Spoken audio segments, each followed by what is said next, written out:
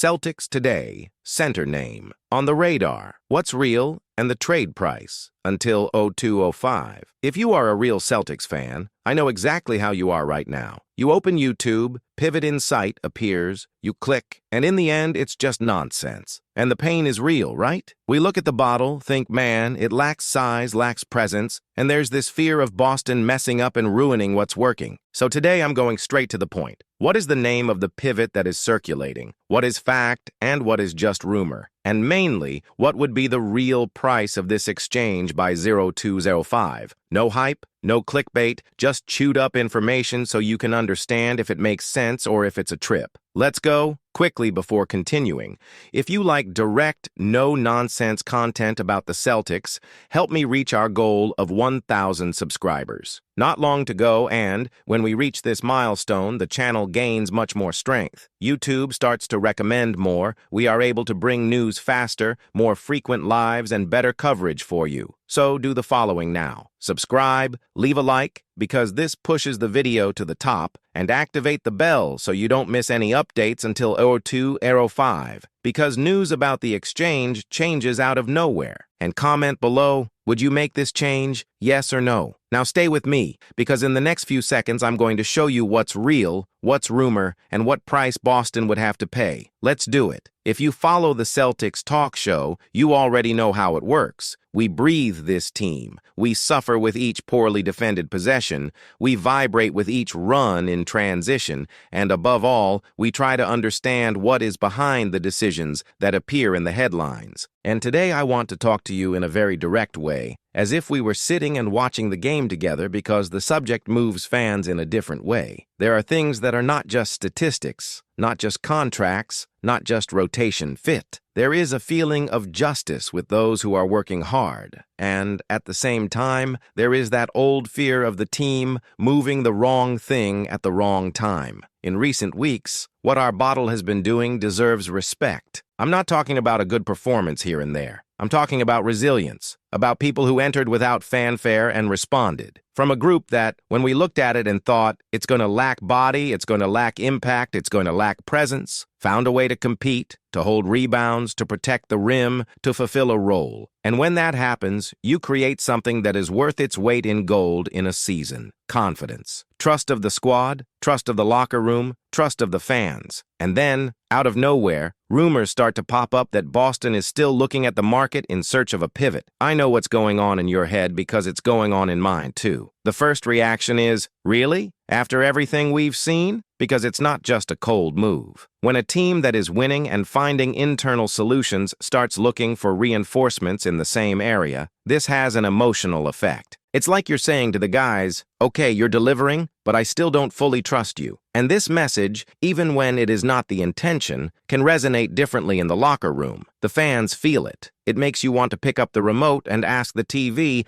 but what is the real urgency here? What is the need that no one is seeing? And here comes the part that really heats up. Because rumors, in and of themselves, have always existed. The problem is when it starts to take shape and name. In recent days, it began to circulate that the Celtics would be among the teams that took a look at Daniel Gafford's situation. And at the same time, you had already seen that conversation about interest in Ivica Zubac. So, when you put the pieces together, the feeling is that there is, indeed, a movement behind the scenes to look for another big man. And then I ask you in all honesty, is this chasing shadows because the market is offering it and the name is available? Or is it really a necessity that changes our team's ceiling? Because here is the point that separates the fan who only reacts from the fan who understands the context. It's not enough to say pivot is important. Pivot is important, of course. But the right question is different. What exactly is the pivot being speculated about? Does it fix a specific problem that we see every game? Does it elevate the team in playoffs against certain matchups? Does he bring something that the cast doesn't have at all? Or is it that type of movement that looks good on paper,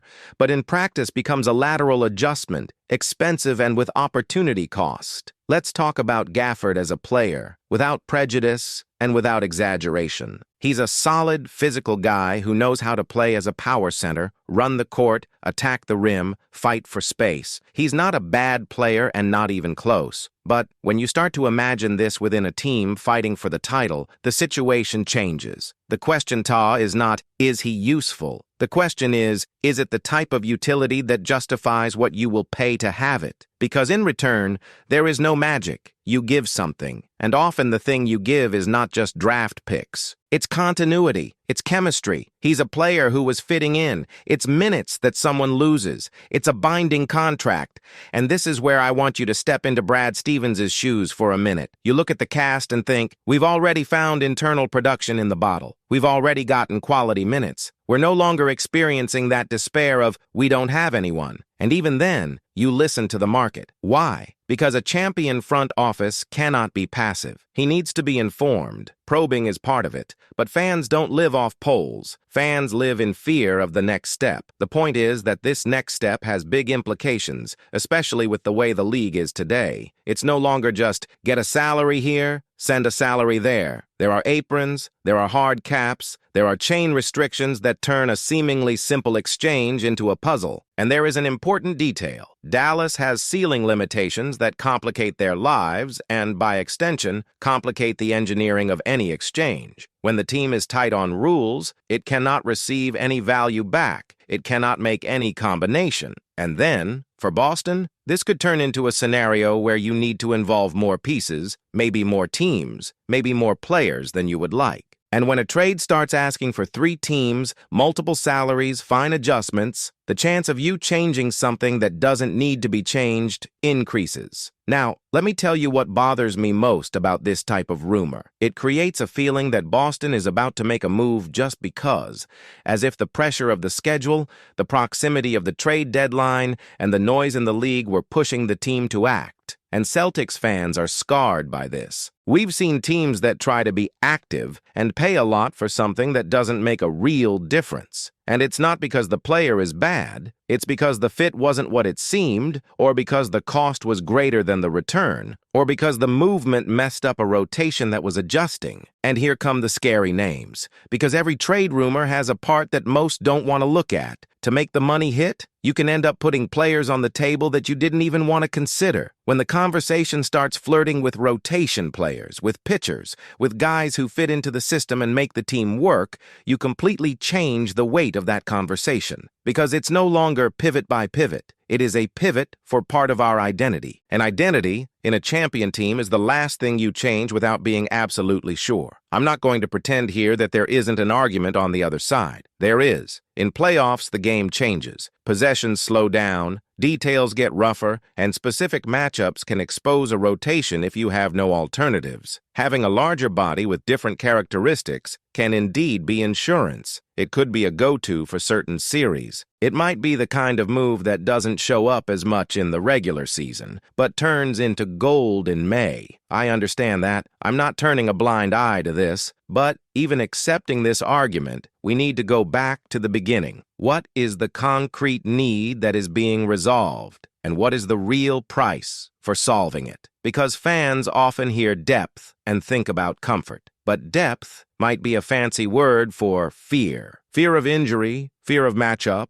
fear of depending on people no one respected in October. And that's where the emotional point comes in. We saw guys growing up. We saw players surprising. We saw the bottle delivering it. And this creates a bond, a feeling of they deserve it. When a rumor appears saying, maybe another one will come, the feeling can turn into, so everything they did wasn't worth it? And it's not just about feelings. It has a practical side. Player who is on the rise needs minutes, needs space. It needs trust. If you bring someone to occupy exactly the space they were conquering, you change the pace of development. And sometimes this costs more than a draft pick because you lose a cheap, well-fitted internal solution with room for evolution. And when you have your eye on banner 18, every detail counts. I like to think of it like this. Good movement is not noisy movement. A good movement is one that when it happens, you understand right away. You look at it and say, okay, that makes sense. That solves something that was screaming. And when I look at Gafford, for example, I can see its usefulness, but I still have difficulty seeing the screaming need to justify complicated engineering,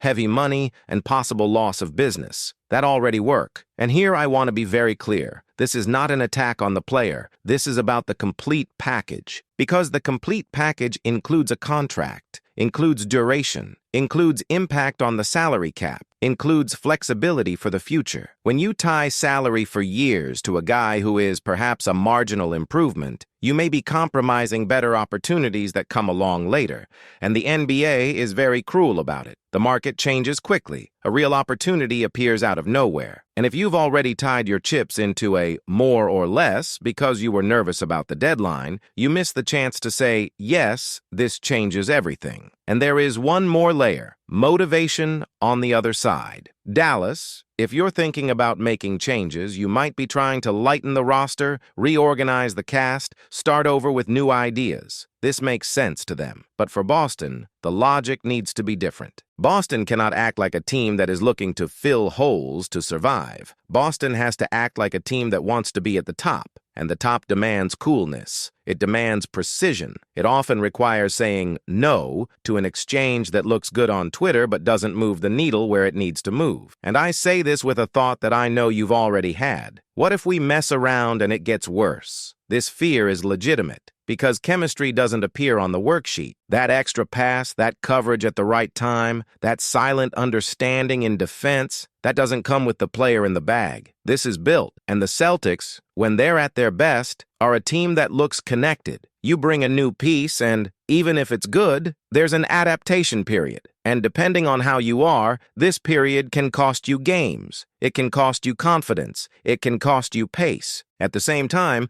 I also don't want to fall into the other extreme, which is romanticizing the cast and thinking that everything internal always resolves. It doesn't solve it. Champion teams also make adjustments. They also improve. They also find advantages where fans didn't expect. So the conversation here is not never change. The conversation is change if you want to make a clear leap. If it is to bring in someone who really changes the level of a series. If it is to bring a piece that fits so obviously that the discussion becomes, how did we live without it? And that's why I want you to think about a simple but powerful question with me. When you imagine the Celtics in a tough series, one that lasts 6 or 7 games, against an opponent that forces physicality in the paint and tries to break down our defensive structure, do you feel that what we have today is clearly insufficient? Or do you feel like it's adjustable with scheme, with rotation, with compromise? Because this feeling is the thermometer. And if the answer is obviously insufficient, then it makes sense to look for someone. But if the answer is adjustable, then what you are buying with the trade-in is, at most, an insurance policy. An insurance policy, depending on the price, can be a dangerous luxury.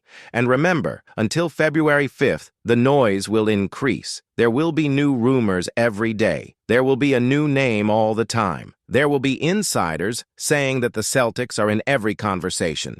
And part of this is true because well-managed teams do just that. Call, ask, understand, evaluate. But what comes to us is always the noisy version. And then the fan becomes anxious, as if a change would happen at any moment, as if every movement was inevitable. It is not. What I want to make clear here on the Celtics Talk Show is the following. We cannot fall into the trap of confusing being monitored with being decided. Monitoring is mandatory. Deciding is another story. And Brad Stevens so far has shown that he doesn't move just to show up. He moves when it makes sense, when the exchange is logical, when the cost matches the benefit, and especially when the exchange protects what the team already has to offer. So when you hear Gafford or Zubac or any other center being linked to Boston, I want you to stop for 2 seconds and ask yourself one question. What exactly does this play add that we can't get otherwise? If the answer is concrete, great. If the answer is vague, it's a sign that the rumor is fueling anxiety rather than bringing clarity. And that's why I like to end this conversation by inviting you to participate, because that's what this channel is, conversation. I want to know how you are feeling about this story. Do you think this is a correct reading of the front office, preparing for the playoffs and trying to shield the team? Or do you think there is a real risk of stirring too much and disturbing a growing bottle? Would you pay a considerable price for an improvement that may be small, or would you prefer to keep what is working and bet on continuity? Write here in the comments what your vision is. And if you want to follow everything until the trade deadline without falling into empty headlines, stay with me. Sign up for Celtics Talk Show. Leave a like so YouTube understands that this type of serious and direct conversation needs to reach more people. Activate the bell because news about the exchange changes quickly, and continue in the video because in the sequence, I will break down the scenarios that would make this move really make sense, and the scenarios in which it would just be noise, cost, and unnecessary risk. We are together in this season, and your voice is heavy, and this is where we close with the question that really matters. Does this possible exchange bring us closer to banner 18, or does it just add to the noise? Because I guarantee you one thing, until February 5th, rumors will reign, insiders will emerge from everywhere, and there will be a lot of people trying to sell despair as if it were news. But here at the Celtics Talk Show, we don't panic buy. We separate facts from smoke and look at what really changes playoff games. So now I want your honest opinion. Would you make this trade for Gafford? Yes or no? And if so, why? If not, who would you protect in the squad at any cost? Comment there, because I really read, and this will become the topic of the next videos. And before you leave, do one thing for me. In the pinned comment, I left the playlist, Celtics Analyses. Click there and binge watch because there you will find the analyses that keep you one step ahead of any headline. It's direct, complete, and organized content so you can understand the team as a whole, from bottle to cap, from fit to real impact. If you want to follow this race until the trade deadline clearly, go to the playlist now and take advantage. Leave a like, subscribe, and activate the bell because the next update could come out at any moment. And when it does, we'll be here together on the right side of the news. See you in the next video. Banner 18 is not a dream. It is a goal.